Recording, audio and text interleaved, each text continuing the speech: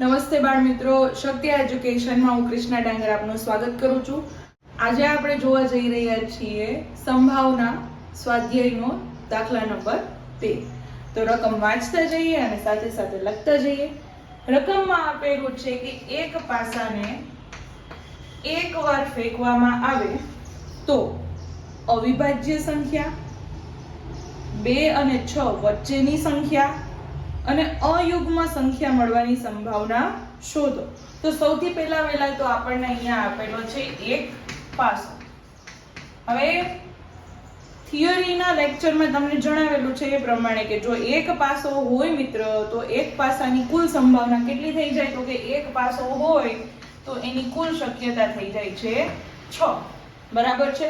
તો હવે આપણે અહીંયા જે પ્રશ્નો આપેલા છે લખીએ. તો પહેલો પ્રશ્ન છે અવિભાજ્ય સંખ્યા ની સંભાવના શોધો. બીજો પ્રશ્ન આપેલો છે આપણને 2 અને 6 વચ્ચેની સંખ્યા મળે એની સંભાવના શોધો.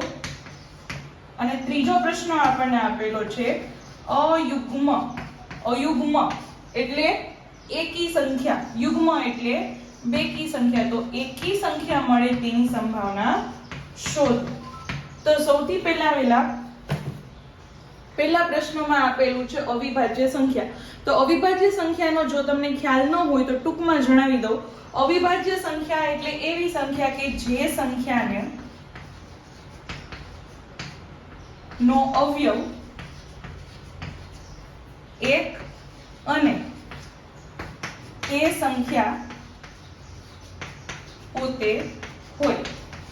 આ છે એની વ્યાખ્યા છે, પણ આને ટૂંકમાં સમજવું હોય તો એવી રીતે આપણે સમજી શકાય કે એવી સંખ્યા કે જે બીજા કોઈના ઘડિયામાં આવતી ન હોય. બરાબર છે?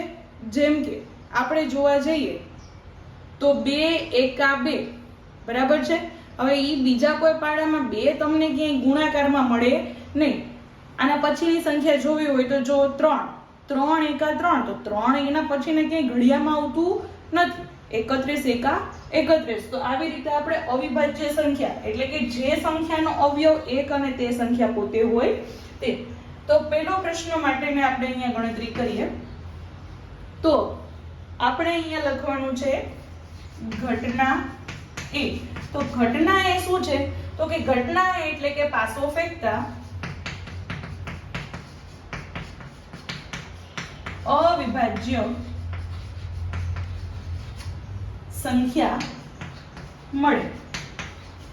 તો પાસા ઉપર કઈ કઈ સંખ્યા હોય? તો આપણને ખબર છે પાસા ઉપર 1 2 3 4 5 અને 6, આમ 1 થી લઈને 6 સુધીની સંખ્યાઓ હોય.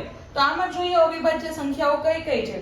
જે સંખ્યા 1 છે એ વિશિષ્ટ સંખ્યા છે, એટલે કે આપણે એને વિભાજ્ય કે અવિભાજ્ય કહી શકતા નથી. તો 1 વિશિષ્ટ સંખ્યા, 2 છે અવિભાજ્ય સંખ્યા, 3 અવિભાજ્ય સંખ્યા, 4 છે તો 4 ના અવયવ શું છે? તો કે 4 ના અવયવ 1 2 અને 4 છે. બરાબર? કેમ કે 2 દુ 4 અને 4 એકા 4. તો આના અવયવ તો વધી ગયા એટલે આ વિભાજ્ય સંખ્યા છે. 5 એકા 5 સિવાય બીજે ક્યાંય આવે નહીં. 6 છે તો 3 દુ 6 અને 6 એકા 6, તો આવી રીતે 6 પણ છે એ વિભાજ્ય સંખ્યા છે. તો આ એક વિશિષ્ટ સંખ્યા છે. બરાબર? તો બાકીની સર્કલ કરેલી સંખ્યાઓ જો 2 3 અને 5, આટલી સંખ્યા કેવી છે? અવિભાજ્ય સંખ્યા છે. તો આપણે હવે જોઈએ ઘટના એ માટેની સંભાવના. તો probability of event A, P of A બરાબર. સૂત્ર લખતા તો તમને આવડી જ ગયું હશે. હવે એમ છતાં પણ ન આવડતું હોય તો એકવાર અહીંયા લખું છું, અને પછીના દાખલાઓમાં સૂત્ર તમારે જાતે લખવાનું રહેશે. તો અહીંયા લખશું કે ઘટના A માટે ઉદ્ભવતા પરિણામની સંખ્યા છેદમાં કુલ શક્યતા અથવા કુલ પરિણામ બરાબર. આવી રીતનું સૂત્ર આપણે લખી દીધું છે. હવે આપણે જોઈએ કે આ જે ઘટના છે અવિભાજ્ય સંખ્યા મળવાની કેટલી વાર મળશે, તો કે 1 2 અને 3 વાર. તો આથી આપણે લખી દઈશું 3 ના છેદમાં કુલ પરિણામ પાછું હોય ત્યારે કેટલા મળે 6. તો હવે અહીંયા 3 અને 6 ના છેદ ઉડશે તો 3 દુ 6, ઉપર કઈ નથી વધતું તો 1 અને છેદમાં 2. તો આ રીતે 1/2 જવાબ આપણને આ પહેલા જે પ્રશ્નનો છે મળી ગયો છે. હવે આપણે જોઈએ આપણો પ્રશ્ન નંબર 2. બીજો પ્રશ્ન છે કે પાસો ફેંકતા 2 અને 6 વચ્ચેની સંખ્યા મળે. બરાબર. તો આના માટે આપણે લખશું ઘટના B. ઘટના B શું છે તો કે પાસો ફેંકતા 2 અને 6 વચ્ચેની સંખ્યા મળે. તો 2 અને 6 વચ્ચેની સંખ્યા કીધી છે. બરાબર. તો એમાં 2 અને 6 ગણવાના હોતા નથી. તો 2 અને 6 ની વચ્ચેની સંખ્યા 3 4 અને 5. તો હવે આપણે સૂત્ર આ રીતે તમે લખશો. બરાબર છે. હું અહીંયા સીધી ગણતરી બતાવું છું. તો કેટલા પરિણામ મળી ગયા આપણને ઘટના B માટેના, તો કે ઘટના B માટેના પરિણામ મળી ગયા 3 છેદમાં કુલ શક્યતાઓ કેટલી છે 6. તો છેદ ઉડે છે, અહીંયા છેદ ઉડાડશું. 3 દુ 6, ઉપર કઈ નથી તો કેટલા વધી ગયા 1. 1 ના છેદમાં 2. હવે આપણે જોઈએ ત્રીજો પેટા પ્રશ્ન. તો ત્રીજો પેટા પ્રશ્ન છે અયુગ્મ સંખ્યા અથવા તો એકી સંખ્યા મળે. તો આને આપણે કહી દઈએ ઘટના C. ઘટના C એટલે કે પાસો ફેંકતા અયુગ્મ અથવા એકી સંખ્યા મળે. તો અયુગ્મ સંખ્યા કોને કોને કહેવાય તો કે 1 3 5 7 9. પણ પાસામાં કઈ કઈ હોય તો કે 1 3 5 7 આવતા નથી. તો હવે પાસો ફેંકતા કેટલી અયુગ્મ સંખ્યા મળી ગઈ 1 2 3. તો લખો 3. કુલ કેટલા હોય છે 6. તો છેદ ઉડે છે તો ઉડાડીએ. 3 દુ 6, તો 1 ના છેદમાં 2 અથવા 1/2. બરાબર. તો આવી રીતે 3 એ 3 જે પેટા પ્રશ્નોના જવાબ મળી ગયા. પેટા પ્રશ્નોના જવાબ જ્યારે આપણને મળી જાય છે, દાખલો જ્યાં પૂરો થતો હોય છે ત્યાં હંમેશને માટે આપણે એક વાક્ય લખશું કે આથી પાસો ફેંકતા અવિભાજ્ય સંખ્યા મળવાની સંભાવના 1/2, જ્યારે 2 અને 6 વચ્ચેની સંખ્યા મળવાની સંભાવના 1/2 અને અયુગ્મ સંખ્યા મળવાની સંભાવના 1/2 મળે છે. આવી રીતે તમે વાક્ય લખી અને આ દાખલો આપણો છે એ પૂરો કરશો. હવે પછી આપણે શરૂ કરવા જઈ રહ્યા છીએ દાખલા નંબર 14. તો દાખલા નંબર 14 કહે છે કે સરખી રીતે ચીપેલા 52 પત્તાની ઠોકડીમાંથી, જો અહીંયા કુલ પત્તા આપી દીધા છે, કુલ પત્તા કેટલા છે 52. હવે આમાંથી 6 પ્રશ્નો પૂછેલા છે. તો 6 એ 6 પ્રશ્નો છે આપણે એક પછી જોતા જઈએ. પહેલો પ્રશ્ન છે લાલ રંગનો રાજા મળે. પહેલી ઘટના A બરાબર 52 પત્તાની ઠોકડીમાંથી લાલ રંગનો રાજા મળે. જો અહીંયા એક હજી તમને કન્ફ્યુઝિંગ લાગતું હોય તો કહી દઉં કે પત્તામાં લાલ રંગ, તો લાલ રંગના બે પ્રકારના પત્તાઓ હોય છે. લાલ કલરના પત્તાઓમાં એક તો લાલ એટલે કે આવી નિશાની વાળા હશે અને બીજા ચોકટના એટલે કે આવી રીતની ડાયમંડ જેવી નિશાનીના હશે પત્તા. બરાબર. તો અહીંયા આપણને આ ઘટના આપેલી છે. આ ઘટના માટેની શક્યતા આપણે કરવાની છે. તો P of A બરાબર સૂત્ર તમને લખતા આવડે જ છે. હવે આપણે જોઈએ તો લાલ રંગના રાજા કેટલા હોય, જો અહીંયા મેં તમને દોરીને બતાવેલા છે. તો લાલ રંગના રાજા હશે 2 અને છેદમાં કુલ પરિણામ, કુલ પત્તા કેટલા આપેલા છે 52. તો અહીંયા આપણે લખશું 52. બરાબર. હવે અહીંયા છેદ ઉડે છે તો કે હા બેકી સંખ્યા અને બેકી સંખ્યા, તો છેદ આપણે ઉડાડવાના છે. તો આને 52 નો 2 થી ભાગાકાર કરશું તો 2 દુ 4, 1 વૈદા 12 એટલે 26 દુ 52 આપણને મળવાના છે. તો ઉપર કઈ નથી એટલે 1 અને છેદમાં 26. આ આપણને પહેલા પ્રશ્નનો જવાબ મળી ગયો છે. હવે આપણે જોઈએ બીજો પેટા પ્રશ્ન. મુખ મુદ્રા વાળું પત્તું બીજો છે, એને આપણે કહી દઈએ ઘટના બી. તો ઘટના બી એટલે મુખ મુદ્રા વાળું પત્તું મળે. તો જો તમને યાદ ન હોય તો મુખ મુદ્રા વાળું પત્તું કોને કહેવાય? તો કે રાણી, રાજા અને ગુલામ અથવા તો ગલ્લો. બરાબર? આ ત્રણ છે, એનો ચહેરો વ્યક્તિઓ જેવો હોય છે, એને મોઢા હોય છે. બરાબર? તો આ ત્રણ પત્તાને આપણે મુખ મુદ્રા વાળું પત્તું કહીએ છીએ. પણ હવે રાણી, રાજા અને ગુલામ કેટલા હોય? તો કે એક પત્તા આખો ગંજી પત્તો હોય એમાં 4 રાણી હોય, 4 રાજા હોય અને 4 ગુલામ હોય. તો 4 ને 4 8 ને 4 12. તો હવે આપણે લખીએ P of B. P of B કેટલું છે? તો કે શક્ય પરિણામ કેટલા છે? 4 ને 4 8 ને 4 12 છેદમાં કુલ પરિણામ કેટલા છે?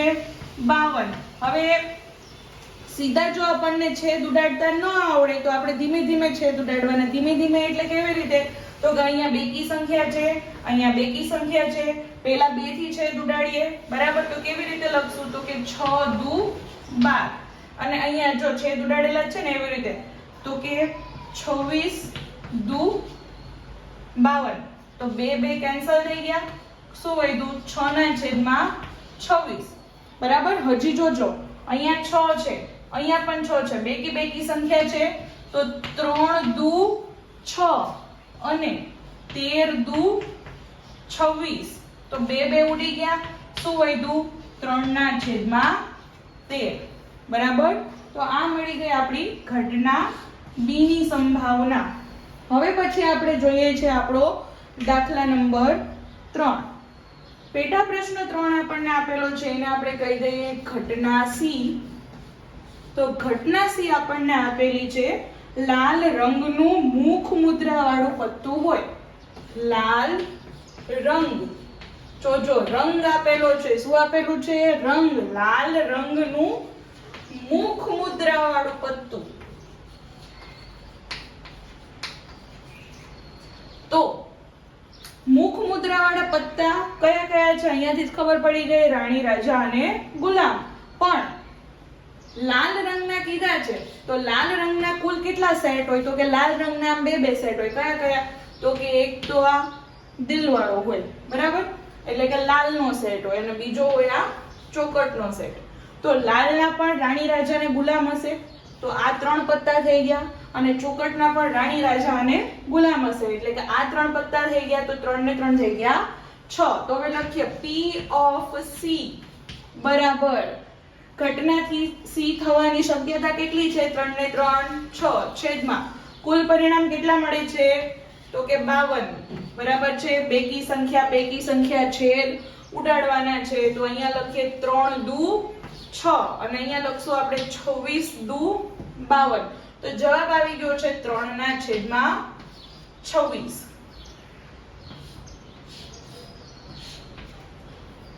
હવે પછીનો આપણો પેટા પ્રશ્ન આપણને એવું કહેવા માંગે છે કે લાલનો ગુલામ હોય તો એને આપણે કહી દઈએ ઘટના ડી.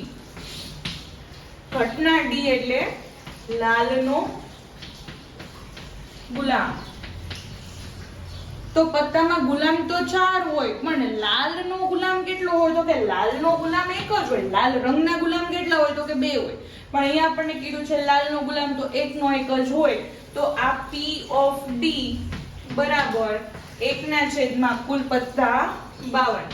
તો આ મળી ગયો આપણને આપણો જવાબ. આના પછીનો પેટા પ્રશ્ન જોઈએ તો કાળીનું પત્તું હોય. બરાબર? આને કહી દઈએ આપણે ઘટના ઈ. ઘટના ઈ માં આપણને કીધું છે કાળીનું પત્તું. તો આપણને ખ્યાલ જ છે કે જ્યારે પત્તું હોય તો પત્તામાં 4 પ્રકાર હોય. બરાબર? કાળી, ફૂલી, લાલ અને ચોકટ. અને દરેકના કેટલા પત્તા હોય છે તો કે 13 પત્તા હોય છે, બરાબર. તો P of E મારે લખવું હોય તો લખી નાખું 13/52. 13/52 ભાગાશે 13 ચોક 52. 13 ચોક 52. તો અહીંયા જવાબ આવી ગયો 1/4. હવે આપણો જે છેલ્લો પેટા પ્રશ્ન આપેલો છે ચોકટની રાણી. તો ઘટના F બરાબર ચોકટની રાણી. આખા પત્તામાં રાણી હશે 4, પણ ચોકટની રાણી કેટલી હશે? 1 જ. તો ચોકટની રાણી માટેની સંભાવના આપણે ગોતીએ. P of F બરાબર 1/, કુલ પરિણામ કેટલા છે? 52. તો આ આપણો જવાબ આવી ગયો 1/52. હવે જેમ તમને શીખવાડેલું છે એમ કે જવાબની ફરતે આપણે ચોરસ તો કરશું, પણ સાથે સાથે જ્યાં દાખલો પૂરો થશે ત્યાં વાક્યમાં સરસ મજાનું લખી નાખશું. દાખલા નંબર 15 ની રકમ વાંચીએ અને આગળનો દાખલો ગણીએ. તો 15મા દાખલામાં કીધું છે કે 5 ચોકટના પત્તા છે, બરાબર. ચોકટના કેટલા પત્તા છે? 5, બરાબર. આ 5 પત્તા કયા કયા છે? તો કે દસો, ગલો, રાણી, રાજા અને એકો, બરાબર. હવે આ બધા પત્તાઓ છે એક સાથે રાખેલા છે અને પછી એને ચીપેલા છે. ચીપેલા છે એટલે કે એમાં કોઈને કોઈ ખબર નથી કે કયું પત્તું કેટલામાં સ્થાને છે, બરાબર. એ રેન્ડમલી ગોઠવેલા છે. હવે એમાંથી એક પત્તું યાદચ્છિક રીતે ખેંચવામાં આવે, તમને ખબર નથી કે કયું પત્તું છે, પણ તમે એમાંથી એક પત્તું ખેંચો છો. તો બે આપણને પ્રશ્નો પૂછેલા છે. આમાંથી પહેલો પ્રશ્ન આપણને પૂછેલો છે કે પત્તું રાણીનું હશે તેની સંભાવના શું છે? તો આપણે લખીએ કે ઘટના A. તો ઘટના A શું છે? તો કે 5 પત્તામાંથી પત્તું ખેંચતા રાણીનું પત્તું મળે તેની રાણીનું પત્તું મળે. હવે ઘટના A માટેની સંભાવના આપણે ગોતીએ એટલે કે P of A બરાબર. P of A બરાબર તો કે ઘટના A ની શક્યતા છેદમાં કુલ પરિણામ. તો જો ઘટના A માટેની શક્યતા, ચલો આ 5 પત્તામાંથી રાણીના પત્તા કેટલા છે? તો કે રાણીનું પત્તું તો આ એક જ છે. તો ઘટના માટેની શક્યતા કેટલી થઈ ગઈ? 1. પણ કુલ પત્તા કેટલા હતા? તો કે કુલ તો 5 પત્તા હતા. તો છેદમાં આપણે કેટલા લખી નાખશું? 5. તો આ સાથે આપણે આ પહેલા પ્રશ્નનો જવાબ ગોતી લીધો છે. હવે આપણે બીજો પ્રશ્ન જે પેટા પ્રશ્ન આપેલો છે એ સમજવાનો પ્રયત્ન કરીએ. જો રાણીને કાઢીને એક બાજુ મૂકવામાં આવે એટલે કે 5 પત્તા હતા, દસો, ગલો, રાણી, રાજા અને એકો. હવે આ 5 માંથી આપણે કાઢી નાખ્યું છે કોને? રાણીને. તો રાણીને તમે કાઢી નાખ્યું તો કેટલા પત્તા વધ્યા? તો કે હવે તમારી પાસે વધ્યા છે 4 પત્તા. તો હવે કુલ પત્તા કેટલા થઈ ગયા? કુલ 4 પત્તા, બરાબર. અહીંયા કુલ પત્તા 5 લખવાના નથી, ઉતાવળમાં એવી ભૂલ કરવાની નથી. આ પ્રશ્ન ખાસ સમજવાનો છે કે રાણી કાઢીને બહાર મૂકી દીધી છે. હવે રાણીની તો આમાં કઈ ગણતરી જ નથી, કુલમાં પણ નથી અને પેલામાં પણ નથી. તો આપણે જોઈએ તો હવે આપણને બે પ્રશ્નો પૂછેલા છે. કયા બે પ્રશ્નો પૂછેલા છે? તો કે એકો હોય એની સંભાવના. તો ચલો લખીએ. તો કે ઘટના B. ઘટના B શું છે? તો કે એકો મળે તેની સંભાવના ગોતવાની છે. તો લખો P of B. સૂત્ર આખું તમારે લખવાનું છે, બરાબર. સમયનો બચાવ થાય એટલે હું અહીંયાથી સીધું લખી દઈશ. P of B બરાબર. તો એકો મળે. તમારે કેટલા એકા છે? તો કે આમાં તો એક જ એકો છે. તો લખો 1 ને છેદમાં કુલ પત્તા કેટલા છે? જો 5 નથી, જોઈ લેજો, રાણી કાઢી નાખી છે, બરાબર. તો કુલ પત્તા અહીંયા થઈ ગયા છે 4. તો આ 1/4 છે આપણો જવાબ આવી ગયો. હવે આગળ જોઈએ. આનો જ બીજો પેટા પ્રશ્ન.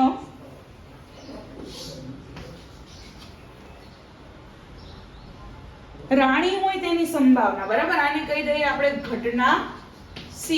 તો ઘટના C બરાબર રાણી હોય તેની સંભાવના. રાણી હોય પણ શેમાં હોય? આમાં નહીં હો, આ પેટા પ્રશ્ન છે.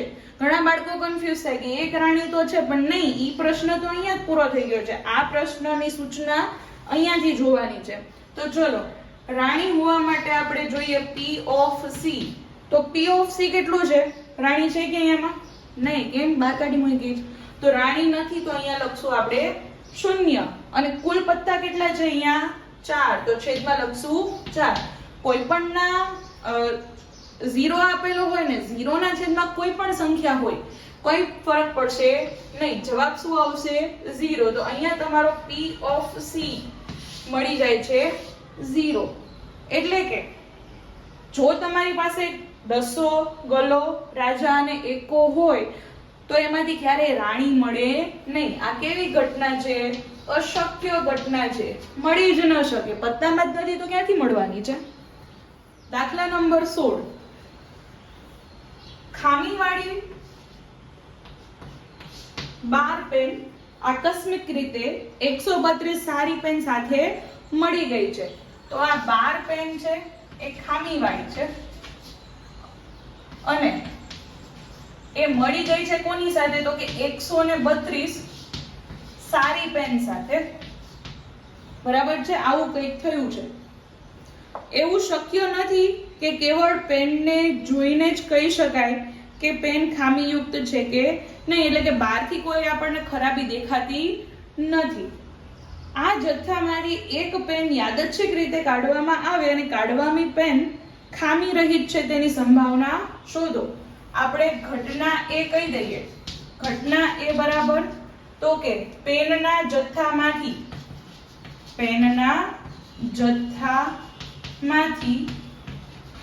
યાદચ્છિક રીતે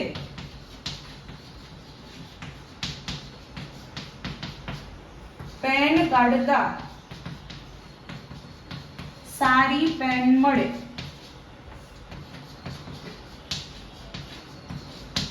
ખરેખર વાક્ય આવી રીતે આખું લખવાનું હોય. બરાબર? આ દરેક વખતે હું તમને સમજાવું છું. તો હવે આપણે શોધવાનું શું છે? તો કે આપણે P of A શોધવાનું છે. એટલે કે આની શક્યતા શોધવાની છે.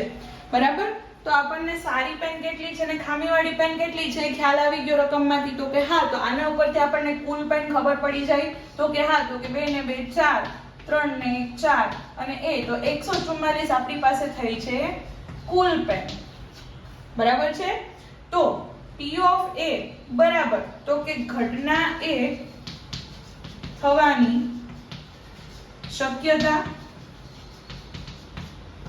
છેદમાં કુલ શક્યતા અથવા તો કુલ પરિણામ. તો ચલો, ઘટના એની શક્યતા ક્યાં છે? તો કે આ છે 132 અને કુલ કેટલી છે? તો કે 144. બરાબર છે? હવે શીખવાડું છે એ રીતે જ છેલ્લો આંકડો જોવો. બેકી સંખ્યા છે હા, તો 2 થી છેદ ઉડાડો તો 6 દુ 12, 1 વધ્યો 12, 66 ગુણ્યા 2 અને અહીંયા 7 દુ 14 અને 2 દુ 4 તો 72 દુ. બરાબર? અહીંયા વધ્યા 66, અહીંયા વધ્યા 72. હજુ બેકી સંખ્યા છે, છેદ ઉડે છે તો ઉડાડવાના.